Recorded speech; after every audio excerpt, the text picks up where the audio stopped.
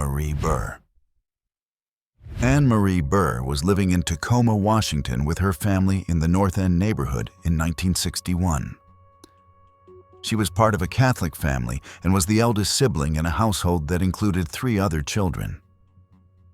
Anne Marie shared a bedroom with her younger sister Mary, who had recently sustained a broken arm.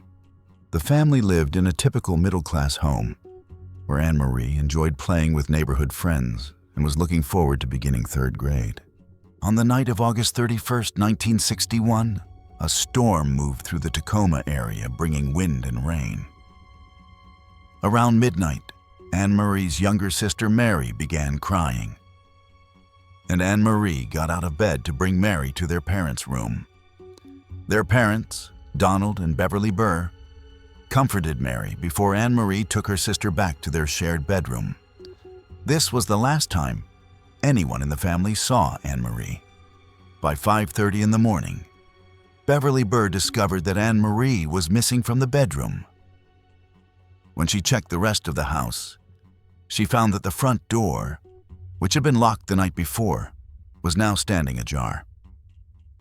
A window in the living room had been opened wider than the family had left it. Outside, near the window, Beverly noticed that a garden bench had been overturned, and grass clippings had somehow gotten inside the house. Investigators who arrived at the scene discovered what appeared to be a shoe print near the overturned bench. The print suggested someone wearing kid sneakers in a size 6 or 7, which would correspond to a teen or adult rather than someone Anne Marie's size. There was also a red thread found on the window jamb that did not belong to anyone in the family. Notably, there were no signs of a struggle inside the house, and Anne Marie had been wearing only a blue nightgown and a necklace with religious medals when she disappeared. The family dog had barked during the night, but the Burrs had attributed this to the storm rather than an intruder. This detail would later trouble the family as they considered what might have awakened the animal.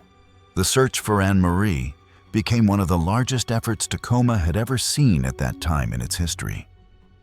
More than 100 soldiers and National Guard members participated in searching 75 blocks around the Burr home, covering every possible location where a person might be found or hidden. Divers searched Commencement Bay with specialized equipment, looking for any sign that Anne Marie might have ended up in the water.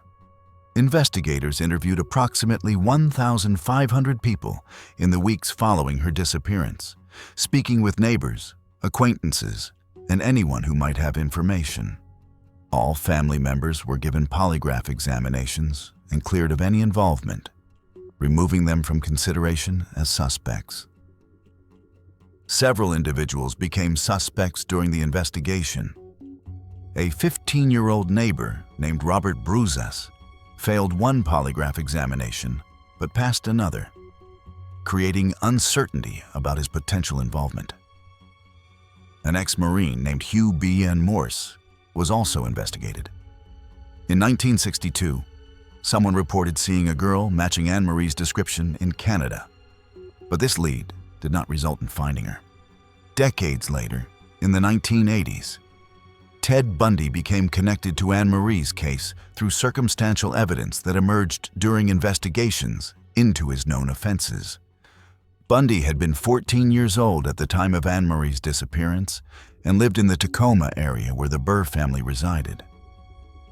His paper route took him past the Burr residence on a regular basis, giving him familiarity with the neighborhood and the family's home. Donald Burr believed he saw Bundy near a ditch at the University of Puget Sound the day after Anne Marie vanished, though this sighting was not confirmed at the time.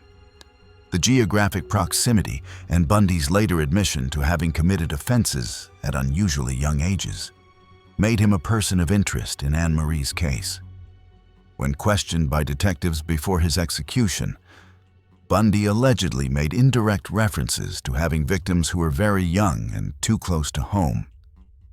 However, he later denied any involvement in a letter he wrote to Beverly Burr in 1986, stating that he had been a normal 14-year-old boy who did not wander the streets late at night.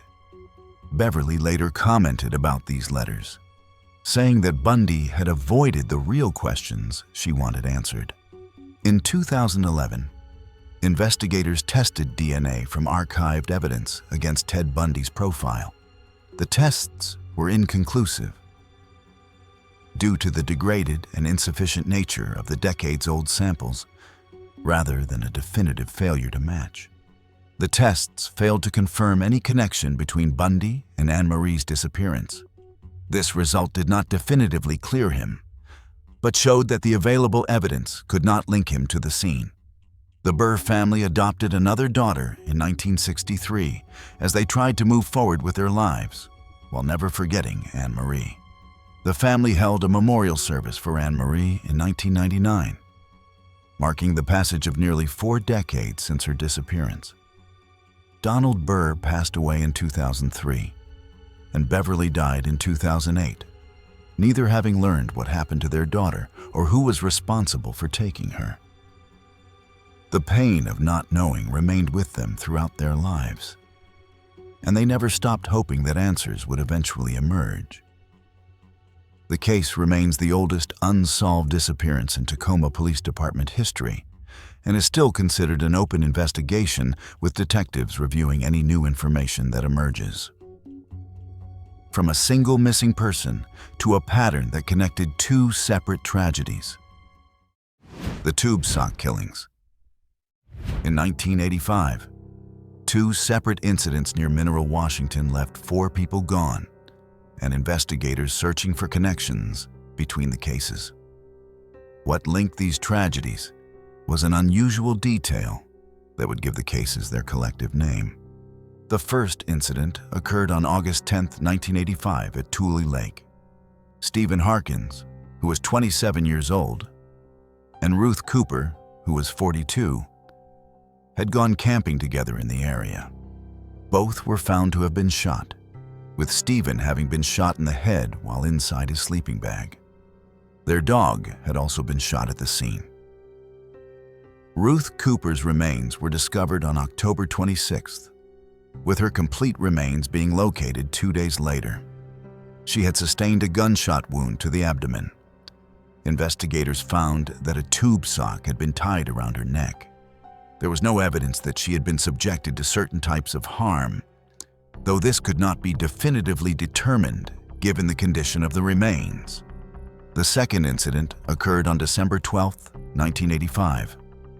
Mike Reamer, who was 36 years old, and Diana Robertson, who was 21, left their home with Diana's daughter Crystal to check traps in the area.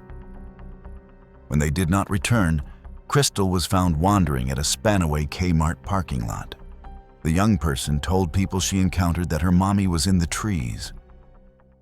Diana Robertson's body was discovered on February 18, 1986. She had been stabbed 17 times, and her hands had been bound.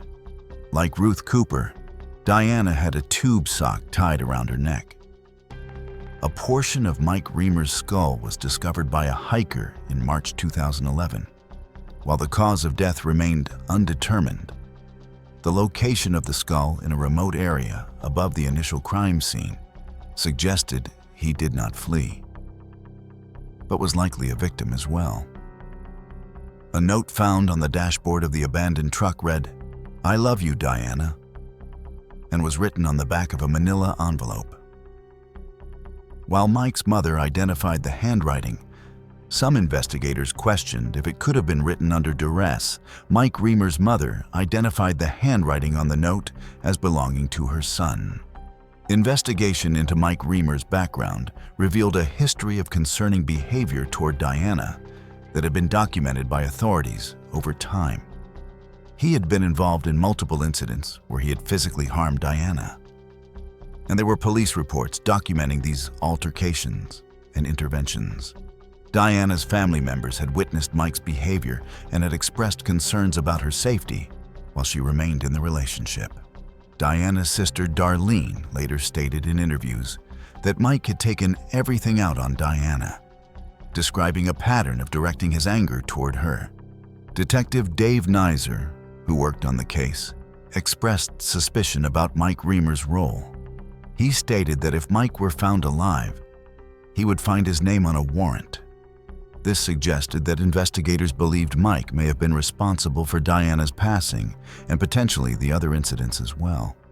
However, the connection between the two incidents through the tube sock detail raised questions about whether a single person could be responsible for all 4 cases or whether there might be multiple perpetrators. If Mike had harmed Diana, had he also been responsible for what happened to Ruth Cooper and Stephen Harkins months earlier, suggesting a pattern of behavior that escalated over time? Or was there another person who had targeted both couples using a similar method? Perhaps someone who knew about the first case and deliberately copied the signature to confuse investigators.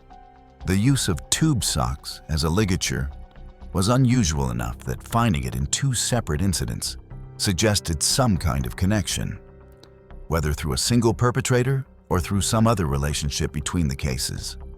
DNA testing has been conducted on material from Mike Reamer's remains, specifically from his teeth.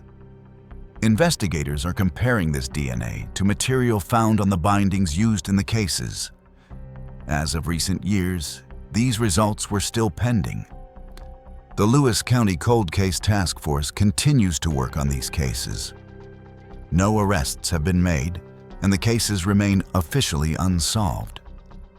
Theories continue to circulate about whether the incidents were the work of a serial offender or whether Mike Reamer may have been responsible for at least some of what occurred, from puzzling connections between cases to a single disappearance that shattered a community.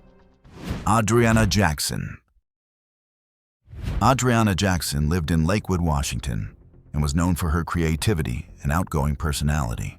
She was of Native American descent and enjoyed drawing pictures as a way to express herself.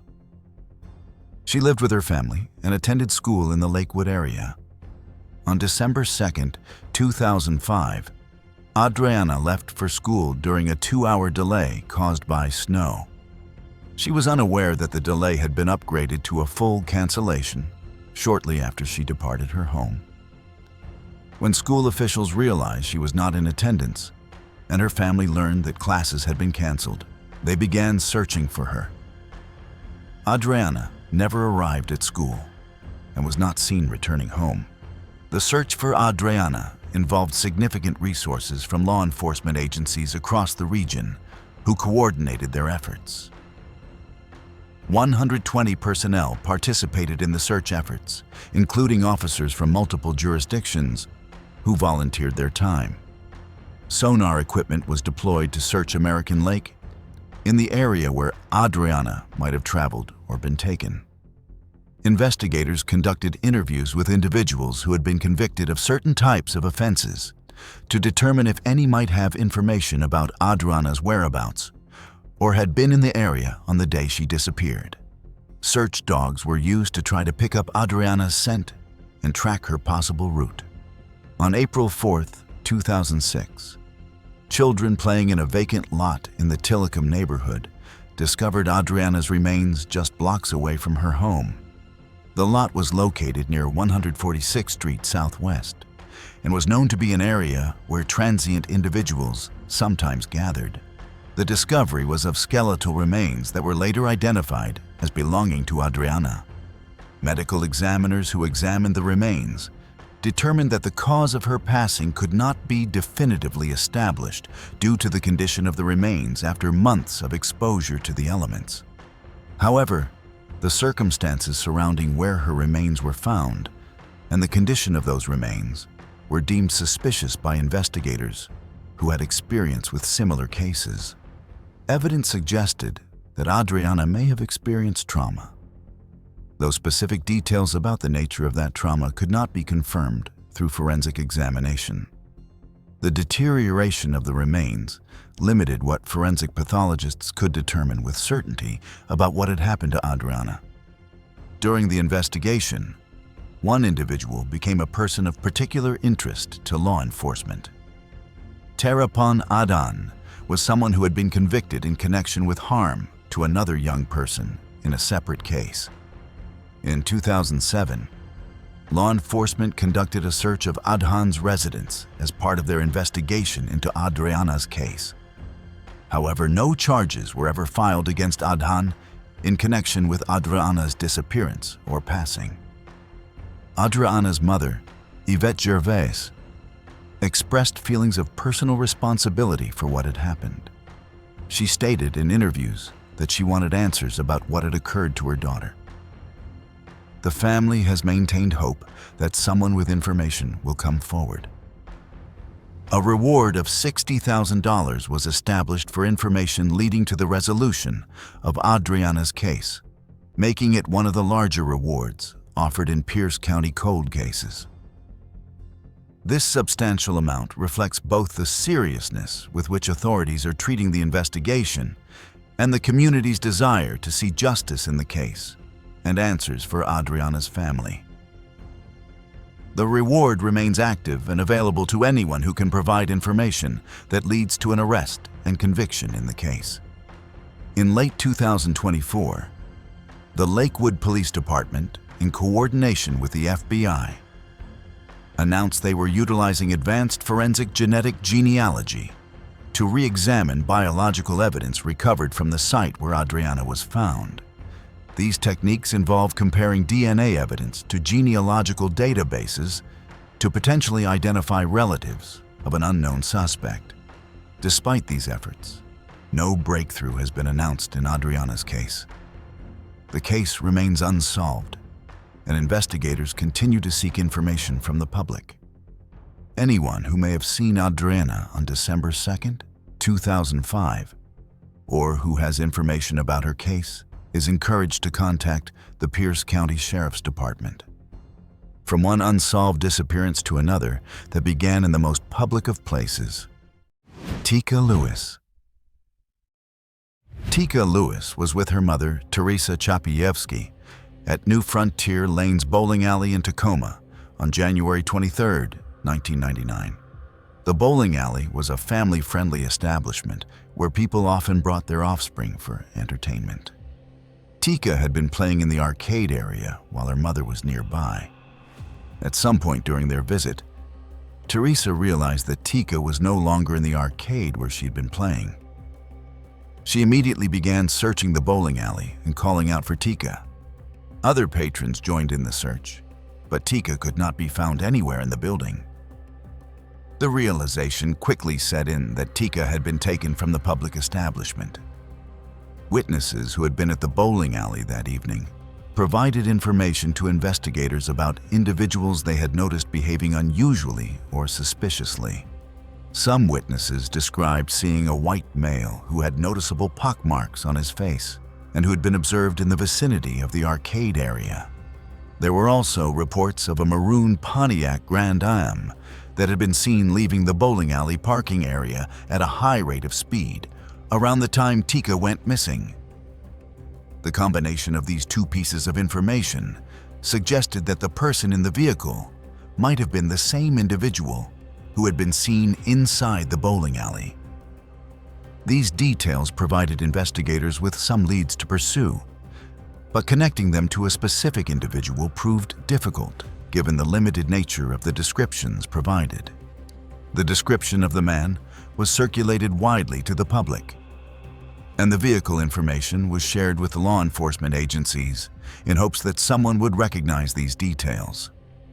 Over the years, various tips came into investigators about possible locations where Tika might be found or where evidence related to her case might be located.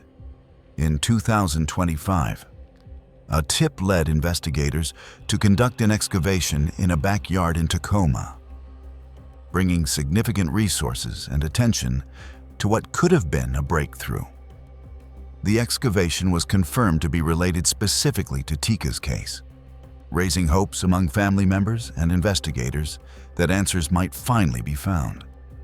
However, despite careful searching and the use of specialized equipment, the excavation yielded no evidence, and investigators announced that nothing relevant to the case had been found at that location. This disappointing result was another setback in a case that has seen numerous leads investigated without resolution. At some point during the investigation, a person of interest in Tika's case passed away before investigators could fully explore their potential connection to what happened. Following the death of a person of interest in March 2025, investigators utilized advanced forensic genetic genealogy to compare DNA samples. While a conclusive match has not been publicly announced, the investigation remains focused on several persons of interest identified through the 2024 and 2025 case reviews. Teresa Shapievsky has remained steadfast in her determination to find answers about what happened to her daughter. She stated in interviews that she will never give up finding Tika. Her persistence has kept Tika's case in the public eye and has encouraged continued investigation efforts. While Crime Stoppers offers a standard reward of up to $1,000, the FBI and local authorities announced a combined reward of up to $50,000 for information leading to the identification and arrest of the person responsible for Tika's disappearance. The Tacoma Police Department continues to handle the investigation and encourages anyone with information to come forward.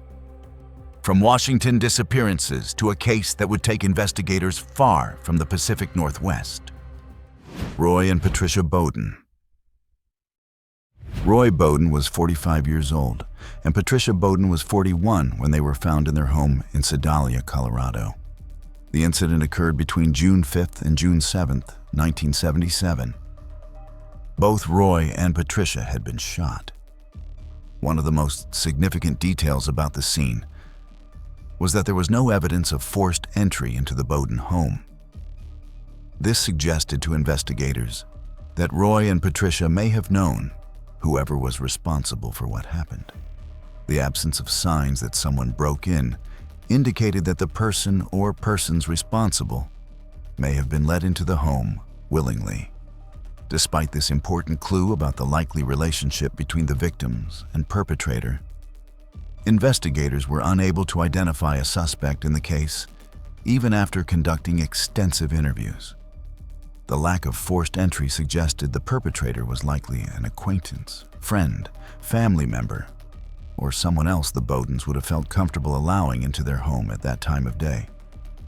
This narrowed the potential pool of suspects to people who had some connection to the couple, but did not point definitively to any one person among their circle of associates. Investigators had to consider neighbors, relatives, business associates, and anyone else who might have had a reason to visit the Bowden home. The Douglas County Sheriff's Office in Colorado has maintained the case in their cold case files. They continue to accept tips and information from anyone who might have knowledge about what happened to Roy and Patricia. The case is also listed in Colorado's official cold case database.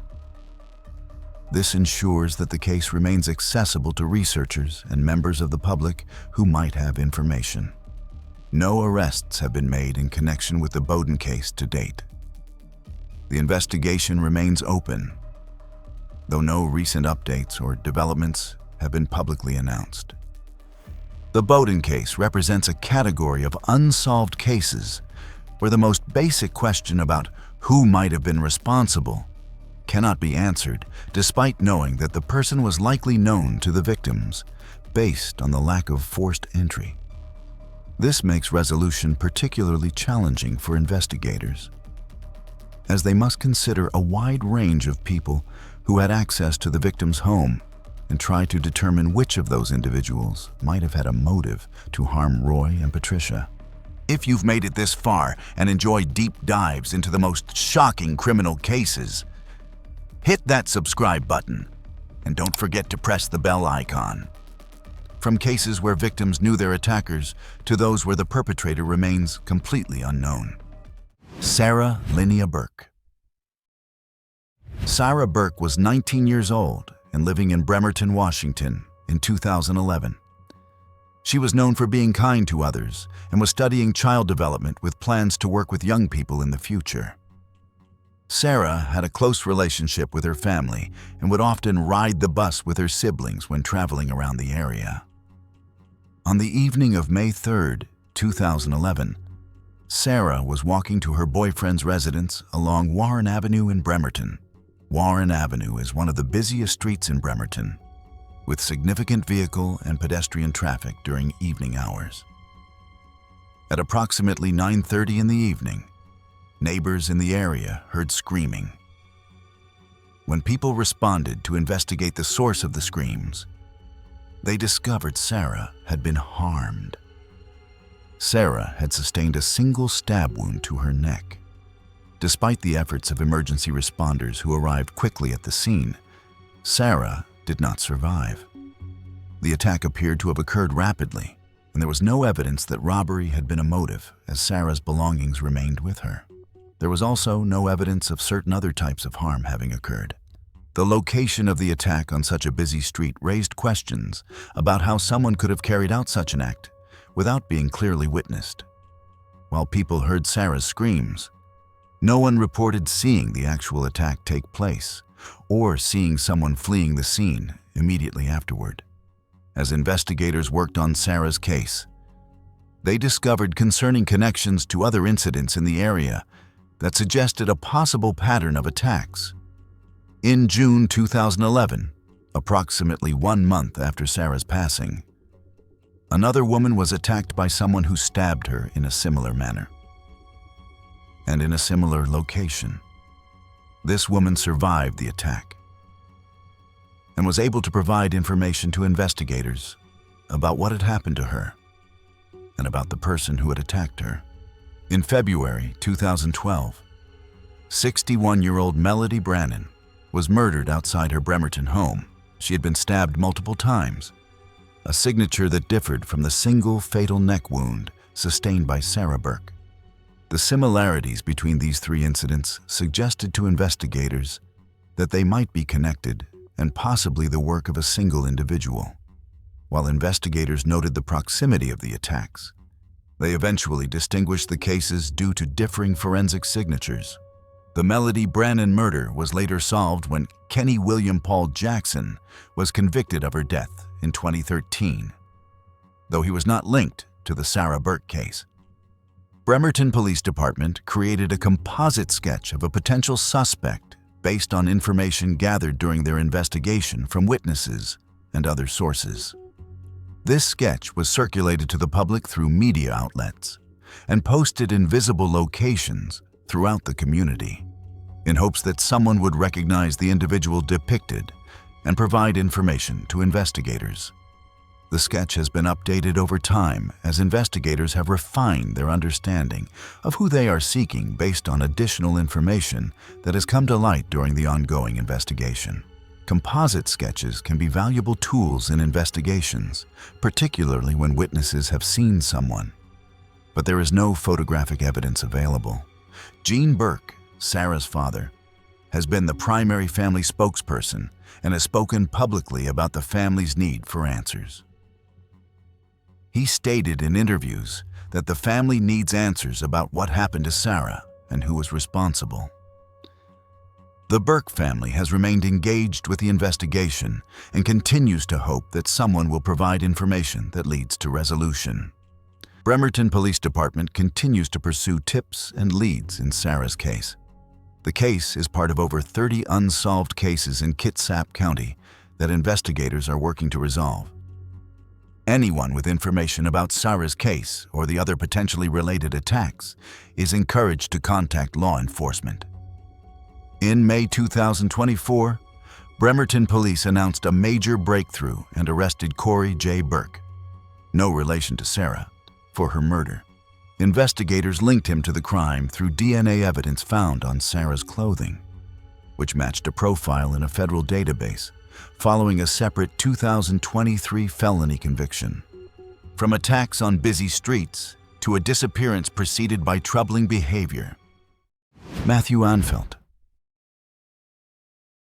Matthew Unsolved was 20 years old and living in the Grand Mound area of Thurston County, Washington in 2019. He was known as a freestyle rapper who performed under a stage name and had been dealing with significant stress in his life. Those who knew Matthew described him as someone who had been experiencing increasing difficulties in the period before he disappeared. On February 28, 2019, Matthew's behavior became concerning to those who encountered him that day in ways that suggested he was experiencing a severe mental health crisis. He was observed yelling about his family being harmed or in danger, expressing fears that were not grounded in reality and that appeared to be delusions or hallucinations. Witnesses reported seeing Matthew jumping on vehicles in parking areas and behaving in ways that suggested he was experiencing distress and was not in control of his actions.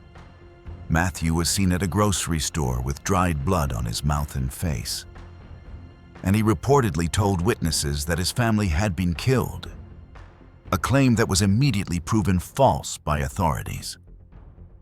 People who observed Matthew that day described him as appearing to be in significant distress and not responding normally to attempts to communicate with him. After these incidents, Matthew disappeared and was not seen again. His family reported him missing, and law enforcement began searching for him in the Grand Mound area. The search efforts did not immediately locate Matthew, and his whereabouts remained unknown for several years. Investigation into Matthew's background revealed that he had been involved in an incident in December 2018, approximately 2 months before his disappearance. He had been a victim in an assault case during that time. Whether this prior incident had any connection to what happened to Matthew in February remained unclear to investigators. In October 2023, approximately 4.5 years after Matthew disappeared, partial remains were discovered in an area near Rochester and Grand Mound. The remains were sent for forensic analysis to determine their identity. While forensic testing confirmed the remains were Matthew's, the Thurston County coroner officially listed the cause and manner of death as undetermined due to skeletal scavenging and environmental exposure, leaving it unclear if he died from a mental health-related accident or foul play. The partial nature of what was recovered and the amount of time that had elapsed since his disappearance limited what could be learned from forensic examination using traditional techniques. Despite these limitations, investigators indicated that they were treating Matthew's passing as suspicious and potentially involving other parties based on the totality of circumstances surrounding his disappearance and the location where his remains were found. The investigation shifted from a missing person case to a potential criminal investigation once the remains were discovered and identified. The connection to the December 2018 assault incident remained of interest to investigators. They considered whether Matthew's disappearance and passing might be related to that prior incident or to other circumstances in his life. The mental health crisis Matthew appeared to be experiencing on the day he disappeared also factored into investigators' efforts to understand what had happened. Matthew's mother, Sarah Unsolved, has stated that she continues to seek answers about what happened to her son. The family wants to understand the circumstances that led to Matthew's passing and whether anyone else was involved.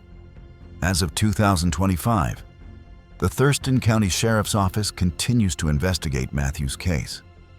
They are reviewing all available evidence and following up on any leads that might explain what happened during the time between when Matthew was last seen and when his remains were discovered. The investigation remains active, and law enforcement encourages anyone with information to come forward. From one person's troubled disappearance to a tragedy that struck 2 people on a peaceful trail. The Pinnacle Lake Murders. Mary Cooper was 56 years old and worked as a librarian in the Seattle area. Her daughter, Susanna Stodden, was 27 years old and worked as a social worker helping others in the community. Mary and Susanna had an exceptionally close relationship and enjoyed spending time together, hiking on trails in the Pacific Northwest.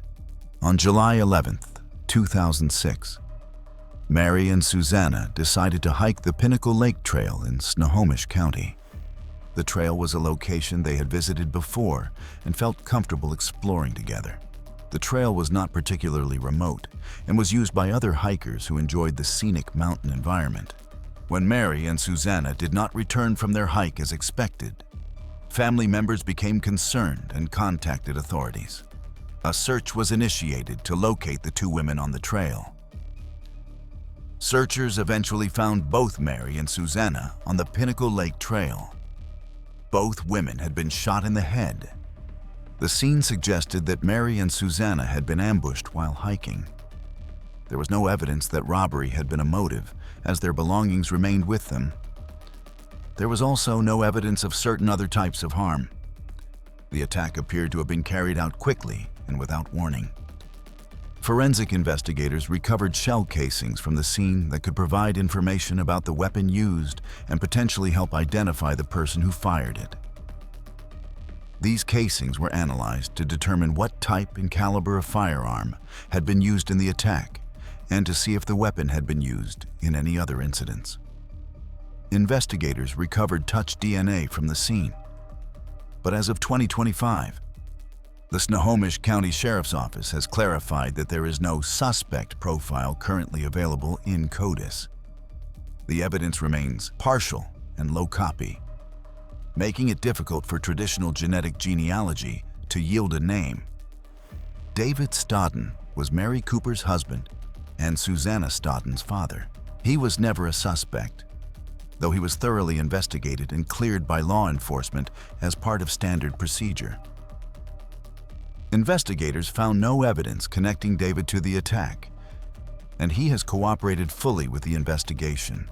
David has spoken about the ongoing pain of losing both his wife and mother-in-law, and has described returning to the trail as therapeutic. The apparent randomness of the attack has made the case particularly difficult to solve for investigators who have worked on it for nearly 2 decades. There was no known connection between Mary and Susanna, and anyone who might have wanted to harm them specifically or who had any reason to target them. They were simply two people enjoying a hike together on a beautiful summer day when they encountered someone who chose to attack them without any apparent provocation or reason. The lack of any clear motive or connection to potential suspects has frustrated investigators and made it challenging to develop solid leads in the case. Investigators have considered whether the person responsible might have been someone who was also on the trail that day. They have sought information from anyone who was hiking in the area on July 11, 2006, to determine if they saw anyone behaving suspiciously or encountered anyone on the trail. However, despite these efforts, no clear suspect has emerged. The Snohomish County Sheriff's Office continues to actively investigate the case. They have sought tips from the public and have used various media platforms to keep the case in the public eye. In 2025, family members returned to the trail to remember Mary and Susanna and to renew calls for anyone with information to come forward. From a random trail attack to a disappearance that began with a staged scene. Tracy West. Tracy West was 17 years old and lived in Elma, Washington, in Grays Harbor County, near the border of Mason County. She was described by those who knew her as outgoing and friendly, someone who enjoyed spending time with her friends and family. Tracy was a high school student who also worked to help support herself. On October 20th, 1988, Tracy was riding her motorcycle to work. She was traveling on a route she had taken many times before and was familiar with the roads in the area. However, Tracy never arrived at her workplace, and when she failed to show up, people began to worry about her whereabouts. Tracy's motorcycle was found along the route she would have taken to work. The motorcycle had been positioned in a way that suggested it had been deliberately staged, rather than having simply fallen or been abandoned. This staging indicated that someone had moved the motorcycle after Tracy had stopped or been forced to stop. A massive search was launched to find Tracy. Law enforcement agencies, volunteers from the community, and Tracy's family and friends all participated in searching the area where her motorcycle had been found. Despite these extensive efforts, Tracy was not immediately located. In April 1994, loggers discovered Tracy's remains, specifically her skull, in a remote wooded area of Mason County, several miles from where her motorcycle had been staged. The remains were located some distance from where her motorcycle had been found. Forensic examination of the remains and the items found with them suggested that Tracy's hands may have been bound at some point during her captivity. This evidence indicated that Tracy had been taken against her will and restrained, preventing her from escaping or defending herself. The condition and location of the remains suggested that Tracy may have experienced significant suffering before her passing, and that she had been held somewhere for a period of time. The forensic evidence painted a picture of someone who had been deliberately targeted and held captive, making the case all the more disturbing for investigators and the community. Tracy's uncle, Tom West, has been the primary family member speaking to the media and advocating for justice in her case and about the family's ongoing search for answers. He stated that the way Tracy appeared to have passed did not sound like something that should happen to anyone. The family has maintained hope that someone knows what happened to Tracy and will eventually provide information to investigators.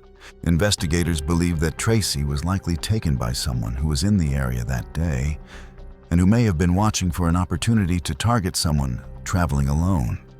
The fact that her motorcycle was staged suggests the person responsible took time to try to cover up what they had done or to mislead investigators about what had actually occurred. This planning and staging indicates someone who is capable of thinking ahead and attempting to avoid detection by creating a false scene that would initially appear to be a simple accident or mechanical problem. The level of effort put into staging the motorcycle scene demonstrates that the person responsible understood they needed to buy time before searchers would realize Tracy had been taken, rather than simply having motorcycle trouble. Despite the passage of decades, detectives continue to work on Tracy's case and review evidence with fresh eyes. They have appealed to the public for help in solving the case, believing that someone in the community may have information about what happened or may have heard someone speak about the incident over the years. The case remains open, and law enforcement encourages anyone who was in the area in October 1988 or who has heard someone speak about Tracy's case to contact them with any information they might have. As of recent reporting, no arrests have been made in Tracy West's case, despite the extensive investigation over decades. The case continues to haunt the small community where Tracy lived and attended school, and where people still remember the promising life that was taken. From one decades-old case to another that has frustrated investigators even longer. Joyce LePage. Joyce LePage was born in 1949 in Pasco, Washington, and grew up to be an athletic and accomplished young woman. She was a pilot who enjoyed flying aircraft, and she was also a student at Washington State University in Pullman. Joyce was known for her independence and her determination to pursue her goals. On July 22, 1971, Joyce vanished from the Washington State University campus. She had been at the university during the summer session and had been living in one of the dormitories. When Joyce failed to appear for expected activities and could not be located on campus, concern grew about her whereabouts. Joyce's remains were not discovered until 1972, approximately 1 year after she had disappeared. Her remains were found in March 1972 in a deep ravine near Wawawai Canyon, approximately 15 miles south of the Pullman campus. When her remains were found, it was determined that Joyce had been stabbed. Additionally, her remains were found wrapped in military-style blankets and pieces of carpet. However, forensic analysis later suggested the carpet may have come from Stevens Hall, the dormitory where she lived, but it was specifically identified as remnant or scrap pieces. The fact that dormitory carpet was used to wrap Joyce's remains suggested that whoever was responsible had access to the dormitory and had taken the carpet from that location without arousing suspicion. This detail pointed investigators toward considering people who had been on campus and who would have had the ability to obtain carpet from the dormitory, either because they lived there, worked there, or had some other legitimate reason to be in the building. The use of the carpet also suggested some level of planning, or at least the presence of mind, to try to conceal Joyce's remains in a way that would delay their discovery. The fact that Joyce's remains were not found for nearly a year demonstrated that this concealment strategy had been at least partially effective. Because Joyce disappeared during a time when Ted Bundy was known to have been active in the Pacific Northwest and was beginning the series of offenses that would later make him infamous, his name came up in connection with her case. Bundy had attended law school at the University of Puget Sound in Tacoma and had connections to the Washington state area where he had grown up and lived for many years. Some investigators and researchers have speculated that Joyce's case might be one that Bundy was responsible for.